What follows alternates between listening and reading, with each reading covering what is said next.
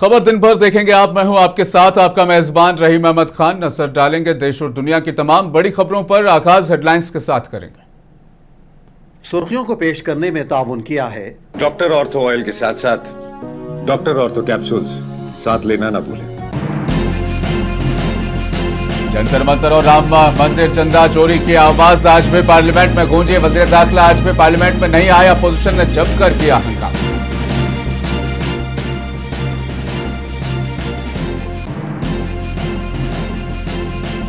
दिल्ली में सीजेपी की मीटिंग मनसूख। मुबैना हुकूमती दबाव पर हॉल बुकिंग कैंसिल।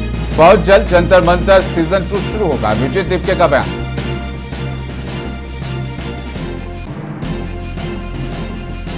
कोलकाता में शहरी सहूलियात के मसाइल पर कांग्रेस का एहतजाजी मार्च।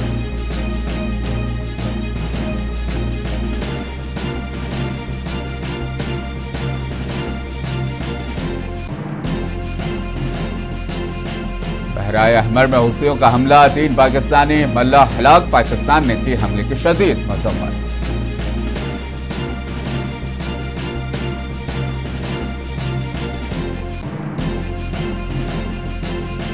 जिम्बाब्वे के झील कारिबा में कश्ती उलट गई। महलकीन की तादाद 44 तक पहुंच गई। 27 अफराद लापता।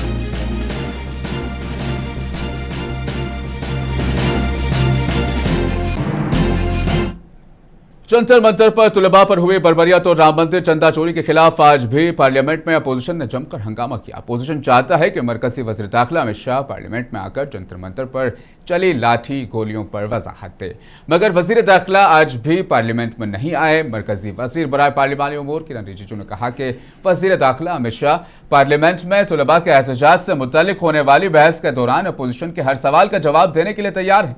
किरण रिजिजू के मुताबिक अमित शाह ने लोकसभा स्पीकर को खत लिखकर अपनी रजामंदी का इजहार किया। हुकूमत का कहना है कि तुलबा के एहतजाज और इससे मुतल्लिक उठाए जाने वाले तमाम सवालात पर पार्लियामेंट में तफसीली जवाब दिया जाएगा। अखिलेश यादव जी और कई हमारे वरिष्ठ साथी हैं, इन लोगों को थोड़ा डिसिप्लिन से अपना प्रोटेस्ट करने के लिए समझाइए। बहुत इनडिसिप्लिन ये जो काम कर रहे।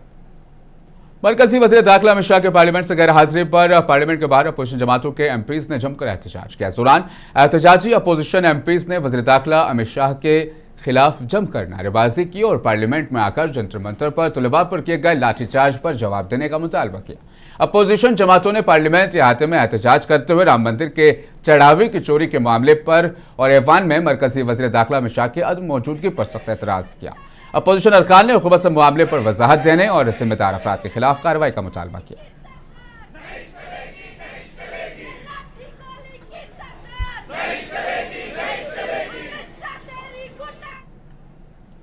दिल्ली के नारायणा इलाके में कॉकरोच जनता पार्टी के रजाकारों की मीटिंग आखिरी वक्त में मनसूख हो गई। पार्टी के बानी अभिजीत दीपके ने इल्जाम आयद किया कि प्रोग्राम के लिए बुक किए गए बैंक्वेट हॉल को हुक्मरान बीजेपी के दबाव की वजह से आखिरी वक्त पर बुकिंग कैंसिल कर दी गई। मीटिंग मनसूख होने के बाद सहाफियों से बात करते हुए दीपके ने कहा कि मुंतजिमीन ने हॉल पहले ही बुक कर लिया था, लेकिन मौके पर पहुंचने के बाद उन्हें बताया गया कि मुबैना दबाव की वजह से हॉल फराहम नहीं किया जा सकता।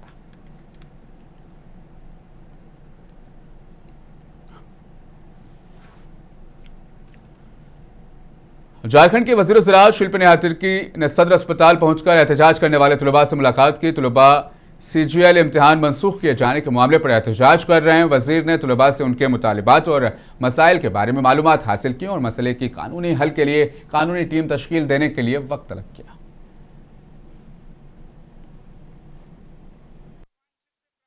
So yesterday on call I had spoken to some of the protesters who have been in hunger strike, and it was quite disturbing after that conversation. So I thought it would be a right step to come and meet them today.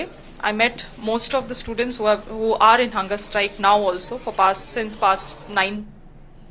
Tejashwi Yadav ने Bihar assembly में तुलबा पर firing के वाक़े पर हुकूमत को सख्त तनकीद का निशाना बनाया। उन्होंने सवाल उठाया कि एहतजाजी तुलबा पर AK-47 से फायरिंग करने का हुक्म किसने दिया। आज हमारे सभी लोकसभा के जितने सांसद हैं, राज्यसभा के जितने सांसद हैं, सब लोगों से हमारी मुलाकात हुई है और कई दिनों से पार्लियामेंट चल रहा था और पार्लियामेंट में सबसे बड़ा जो इशू था कि जिस हिसाब से छात्रों पर AK-47 से गोलियां चलाई गई, बिहार की धरती पे जो हुआ वो पूरे देश ने देखा और पूरा देश ये जानना चाहता है कि ये अद्भुत और पहली बार ऐसी स्थिति बनी पूरे देश में। इससे पहले भी बड़े से बड़े आंदोलन हुए, लेकिन आज तक किसी पर AK-47 जो है सीने पे तान के, खासतौर पर दिल्ली हाईकोर्ट के फॉर्मर जस्टिस यशवंत वर्मा के खिलाफ मुबैना केस मामले में 3 रुकनी तहकीकाती कमेटी ने इल्जामात को दुरुस्त करार देते हुए मजीद कार्रवाई की सिफारिश की है। जस्टिस वर्मा के खिलाफ पार्लियामेंट में मुआखजी की कार्रवाई आगे बढ़ाने का भी इम्कान है। यह मामला मार्च 2025 का है।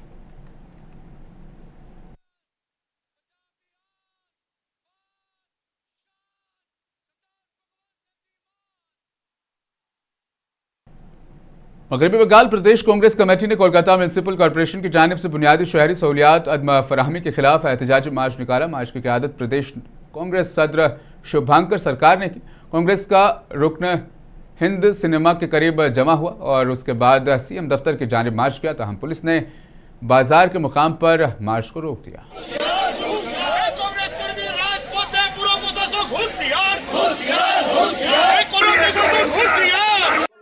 पौरसभा जो घेराव हो रहा है ये बंगाल का एक हड्डी है। बंगाल पौरसभा आज काम नहीं कर पाएंगे, पूरा कलकत्ता बंगाल जो चल नहीं सके। आज इसलिए कांग्रेस जो कलकत्ता कॉर्पोरेशन का जो ऐसा बुरा हालत है, वो हालत का विरोध में आज शहर पर आके विरोध। अरुणाचल प्रदेश के दारुल हुकूमत ईटानगर में वज़ीर आला पेमा खांडू, नायब वज़ीर आला, काबीना वज़रा, अरकान असेंबली, अवामी नुमाइंदों और बीजेपी कायदीन और नौजवानों और तुलबा की मौजूदगी में हर घर तिरंगा मुहिम का आगाज़ यहाँ पर किया गया। मुहिम के आगाज़ के बाद लापोंग ग्राउंड से इंदिरा गांधी पार्क तक तिरंगा यात्रा निकाली गई, जो नेशनल हाईवे 415 से गुजरी। यात्रा में नौजवानों और तुलबा ने 300 मीटर तवील कौमी परचम थाम कर शिरकत की।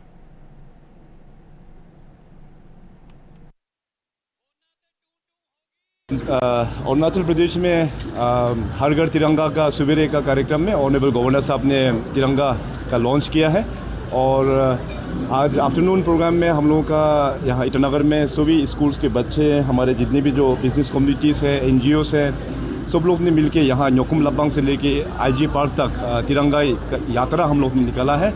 और इस यात्रा का सबसे यूनिक बात ये है कि हमारे खास करके VKV स्कूल के बच्चे लोग बहुत अच्छा लाइव बैंड का परफॉर्म करते हुए यहाँ पे आया और साथ ही साथ 300 मीटर लॉन्ग का झंडा हमारे स्कूल के बच्चे लोग पकड़ के इतने जोश और उमंग के साथ में उन लोग ने इस तिरंगा को ऑनर किया है। सो जैसे अरुणाचल प्रदेश में तो सभी लोग बहुत ही पेट्रोटिक हैं। जब तक पेट्रोटिक का बात आता है तो अरुणाचल वर्ल्ड एलिफेंट डे के मौके पर जयपुर के आमेर किला और हाथी गांव में हाथी सयाहों की खुसूसी तवज्जो का मरकज बने रहे। मुकामी और गैर मुल्की सयाहों ने हाथियों की सवारी की और उनके साथ तस्वीर बनवाई। सरकारी आदाद शुमार के मुताबिक आमेर में हाथियों की सवारियों में गुज़श्ता बरसों के दौरान नुमाया कमी आई थी।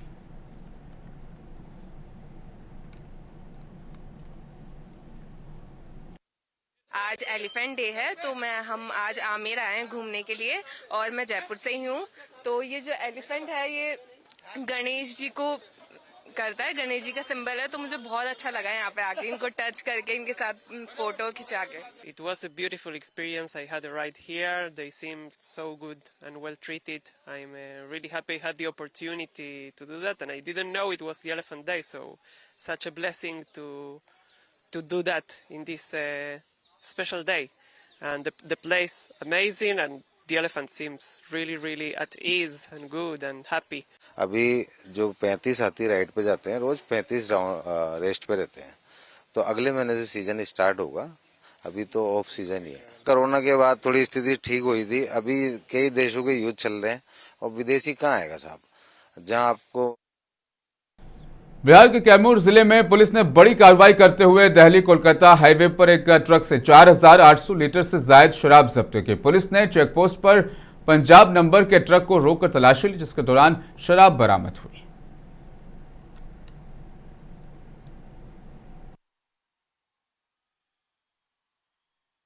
सूचना प्राप्त हुई थी कि पंजाब से बिहार में शराब माफिया द्वारा लोग 14 चक्का ट्रक जो है घुसाने का ये लोग का प्रोग्राम था और इसमें हम लोग को सूचना प्राप्त हुई थी कि एक PB13 BB और 8166 नंबर की गाड़ी जो है आपको एक तहखाना बना हुआ है जिसमें अवैध शराब लदा हुआ है।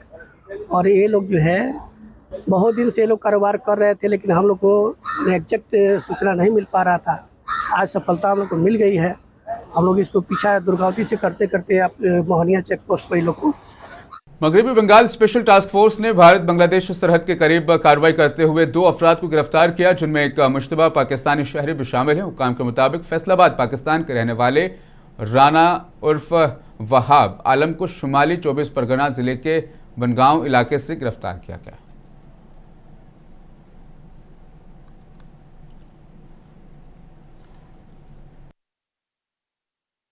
होता वो कलकत्ता से अरेस्ट हुआ, एसटीएफ अरेस्ट किया और मोटिव जो था ये हम लोगों ने मालूम किया। वो कलकत्ता से बेनापोल बॉर्डर क्रॉस करके Bangladesh Nepal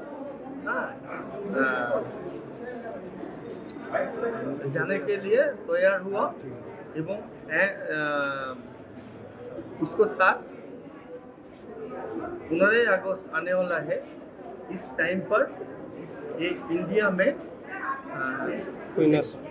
international terrorist activities कायम करने के प्रयास किया है। ये दोनों ही पाकिस्तानी है क्या? दोनों ही पाकिस्तानी। राना रऊफ पाकिस्तानी ये साफ हो गया, लेकिन और जो है उसका फेक डॉक्यूमेंट तैयार हुआ यहाँ पे, लेकिन अभी बहराए अहमर में हुथियों के हमले में 3 पाकिस्तानी शहरियों की हलाकत पर पाकिस्तान ने सख्त मजम्मत की। नायब वज़ीर आज़म इसहाक डार ने हमले की शदीद मजम्मत करते हुए कहा कि पाकिस्तान एक गैर फौजी तिजारती जहाज को निशाना बनाने की सख्ती से मुखालफत करता है।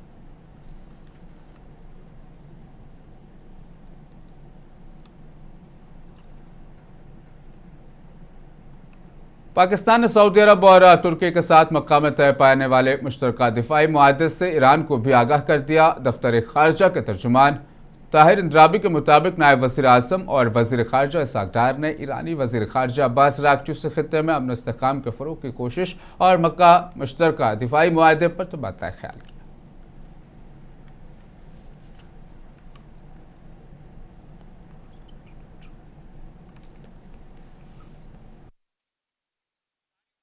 The Deputy Prime Minister, Foreign Minister held telephone conversations with Saudi Arabia, Iran and Kuwait. So these were 3 conversations in one day. With the Foreign Minister of Saudi Arabia, Prince Faisal bin Farhan, the DPM discussed bilateral and multilateral cooperation, regional developments and the importance of close coordination. And in his conversation with Iranian Foreign Minister Abbas Araghchi the same day, the 2 leaders exchanged views on regional and international developments, efforts to promote peace and stability.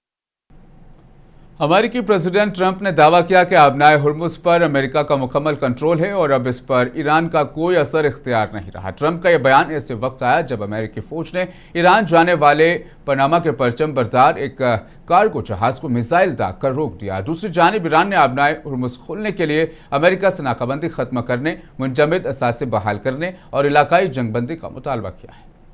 I don't trust Iran. Why? Are you saying I trust Iran? I'm the last person to trust Iran. They've lied to me constantly. We have total control over the Hormuz Strait right now. They don't have control. We have total control. We own it. And at some point, maybe they'll do something and then they get blown away. But right now, we're in a very good position. We have a country that अमेरिकी president Donald Trump ने तुर्की में NATO इजलास से वापसी पर तैयार तब्दील करने की तस्दीक कर दी है। सिक्योरिटी खदशात के पेश नज़र सीक्रेट सर्विस और फौजी हुकाम ने ट्रंप को दूसरे तैयारे में सफर करने की हिदायत दी थी।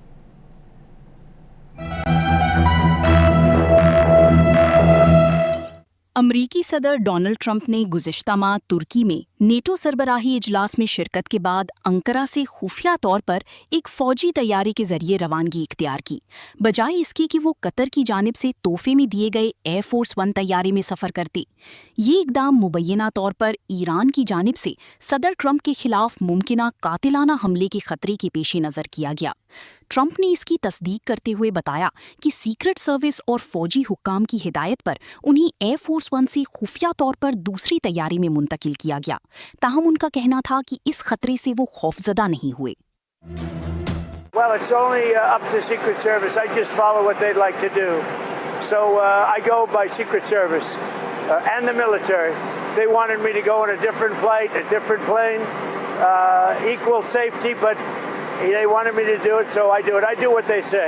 What is the nature of the threat? I guess there was a threat out there. I didn't really ask too much about it. I get a lot of threats. Trump ने मजीद कहा कि उन्हें बहुत सी ऐसी धमकियां मिलती हैं जिनके बारे में अवाम को इल्म नहीं होता।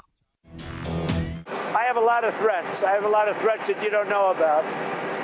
Any consequential president has a lot of threats. Non-consequential presidents don't get threatened. And I think that I'm maybe the most consequential president. There's nobody who's done more than me in a period of almost 6 years. There's nobody. Ankara में Trump TV कैमरों के सामने air force one में सवार हुए। White house के हुक्काम ने भी बज़ाहिर यही तासुर बरकरार रखा और सहाफ़ियों को यकीन था कि वो सदर के साथ इसी तैयारी में सफ़र करेंगे। लेकिन तैयारी में सवार होने के चंद मिनट बाद ट्रंप को एक केटरिंग ट्रक के जरिए खुफिया तौर पर एक छोटी फौजी तैयारी में मुंतकिल कर दिया गया। खुफिया मुंतकली ने एयरफोर्स वन में मौजूद सहाफ़ियों, व्हाइट हाउस के एहलकारों और सिक्योरिटी व मावनी अमले की हिफाजत और सलामती पर सवालात उठा दिए हैं, क्योंकि ईरानी खतरे के बावजूद वो उसी तैयारी में मौजूद रहे। छोटी तैयारी को बरतानिया में रोक दिया गया, जहां ट्रंप को दोबारा सदारती तैयारी में मुंतकिल कर दिया गया और ये मुंतकली भी खुफिया तौर पर अमल में लाई गई। ब्यूरो रिपोर्ट, मुंसिफ टीवी। शुमाली कोरिया ने एक बार फिर बैलिस्टिक मिसाइल का तजुर्बा किया, जिसके बाद खित्ते में कशीदगी बढ़ने के खदशात पैदा हो गए। ये तजुर्बा ऐसे वक्त में किया गया जब अमेरिका और जनूबी कोरिया मुश्तरका फौजी मशकों की तैयारी कर रहे हैं। शुमाली कोरिया ने बुध की सुबह मशरिकी साहिल से एक बैलिस्टिक मिसाइल फायर किया, जो तकरीबन 700 किलोमीटर का फासला तय करने के बाद समंदर में जा गिरा। जापान के मुताबिक मिसाइल उसके खुसूसी इक्तिसादी जोन से बाहर गिरा और किसी नुकसान की इत्तला नहीं मिली।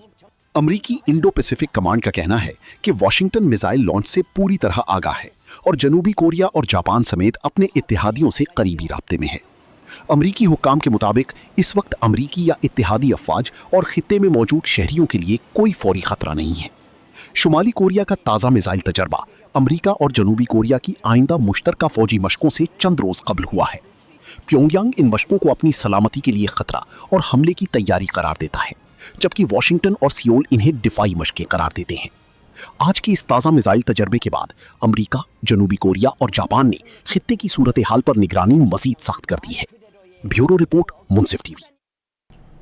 कोलंबिया की दाएं बाजू की हुकूमत ने गोलान के पहाड़ियों पर इजरायली दावे को तस्लीम कर लिया है। कोलंबिया अमेरिका के बाद शाम के इस इलाके पर इजरायल के दावे को तस्लीम करने वाला दुनिया का दूसरा मुल्क बन गया।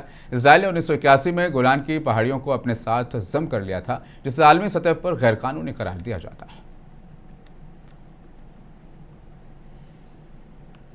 कोलंबिया में तबाहकुन ज़लज़ले के बाद सूरत हाल बदस्तूर संगीन है। 7.4 शिद्दत के ज़लज़ले के 2 रोज़ बाद 30 से ज़ायद आफ्टर शॉक्स रिकॉर्ड किए जा चुके हैं, जिनमें सबसे शदीद की जो शिद्दत है वो तकरीबन 5.0 रही। ज़लज़ले में हलाकतों की तादाद 240 से तजावुज़ कर गई है। कोलंबिया में 2 रोज कबल आने वाले शदीद ज़लज़ले के 2 दिन बाद भी मुतासरा इलाकों में सूरत हाल इंतहाई तशवीशनाक बनी हुई है। 7.4 शिद्दत के ज़लज़ले के बाद 24 घंटों के दौरान 30 से ज़ायद आफ्टर शॉक्स रिकॉर्ड किए गए, जिनमें सबसे शदीद झटके की शिद्दत तकरीबन 5 रही। ज़लज़ले के नतीजे में बड़े पैमाने पर तबाही हुई है, जबकि मुख्तलिफ इलाकों से हलाकतों और लापता अफराद की इत्तलातें सामने आ रही हैं। लगातार महसूस किए जाने वाले आफ्टर शॉक्स के बाइस पहले से कमज़ोर इमारतों के मज़ीद मुनहदम होने का ख़तरा भी बरकरार है। ज़लज़ला 10 अगस्त की सुबह तकरीबन 7:30 बजे चूको के इलाके में सान होजे डेल पाल्मर के करीब आया। सीज़मोग्राफी पैमाइश के बाद ज़लज़ले की गहराई तकरीबन 100 से 110 किलोमीटर बताई गई है, ताहम इसके झटके दूर दूर तक महसूस किए गए। कैली, पेरीरा, मानीसालिस, आर्मीनिया और क्वेब्डो समेत कई शहरों में इमारतें लरज़ उठी, दीवारों में दरारें पड़ गईं और शहरी खौफ के बाइस घरों से बाहर निकल आए। इमदादी टीमें मलबे तले दबे अफराद की तलाश में मसरूफ हैं, जबकि कई रज़ाकार टीमें भी इमदादी कार्रवाइयों में हिस्सा ले रही हैं। दूर दराज इलाकों में सड़कों और मवासिलाती निज़ाम को नुकसान पहुंचने के बाइस इमदादी टीमों की रसाई मुश्किलात का शिकार है। अमरीकी जियोलॉजिकल सर्वे के मुताबिक लाखों अफराद ने ज़लज़ले की शदीद झटके महसूस किए, जबकि मुतासिरा इलाकों में मजीद आफ्टर शॉक्स के खतरे के पीछे नज़र एहतियाती तदाबीर भी इख्तियार की जा रही हैं। ब्यूरो रिपोर्ट, मुंसिफ टीवी। जिम्बाब्वे की जेल कारिबा में मुसाफिरों को ले जाने वाली एक कश्ती उलटने के हादसे में कबस कब 44 अफराद हलाक हुए, जबकि 27 अफराद लापता हो गए। हुक्काम के मुताबिक हादसे के वक्त कश्ती में गुंजाइश से ज्यादा मुसाफिर सवार थे। इसके हुक्काम का कहना है कि 77 अफराद को बाहिफाजत बचा लिया गया।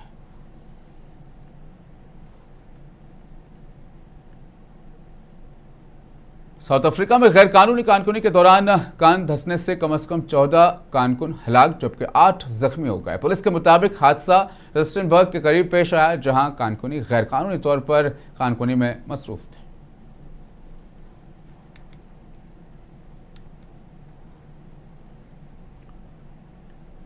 हंगरी की पार्लियामेंट ने साबिक चीफ जस्टिस अंद्रास बाका को मुल्क का नया सदर मुंतखब कर लिया है। मुल्क पर तवील अरसे तक हुक्मरानी करने वाले साबिक वज़ीर आज़म डॉक्टर अब्बान की जमात फेडर्स ने वोटिंग का बाइकआउट किया था। अंद्रास बाका को अब वहां का सदर मुंतखब कर लिया गया है।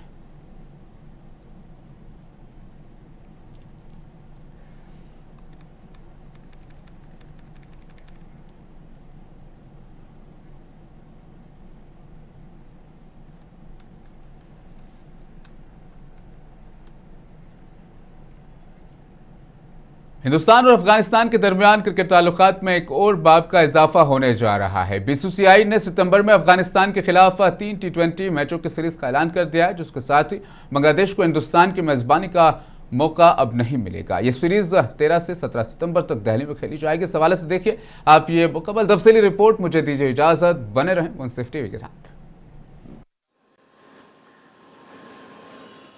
सितंबर के क्रिकेट शेड्यूल में अब हिंदुस्तान और अफगानिस्तान एक दूसरे के मद्दे मुकाबिल होंगे, जबकि बांग्लादेश के लिए हिंदुस्तान की मेजबानी का ख्वाब एक बार फिर धुंधला गया है। बीसीसीआई और अफगानिस्तान क्रिकेट बोर्ड ने मुश्तरका तौर पर 3 T20 मैचों की सीरीज का ऐलान कर दिया है।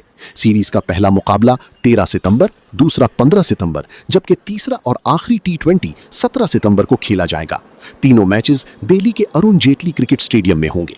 बीसीसीआई का ये ऐलान ऐसे वक्त में सामने आया है जब बांग्लादेश हिंदुस्तान के साथ तवील अरसे से मुलतवी व्हाइट बॉल सीरीज की मेजबानी की उम्मीद कर रहा था, लेकिन दोनों मुल्कों के दरमियान गुज़श्ता साल कशीदा सियासी और सफारती हालात के बाइस सीरीज मुलतवी करना पड़ी थी।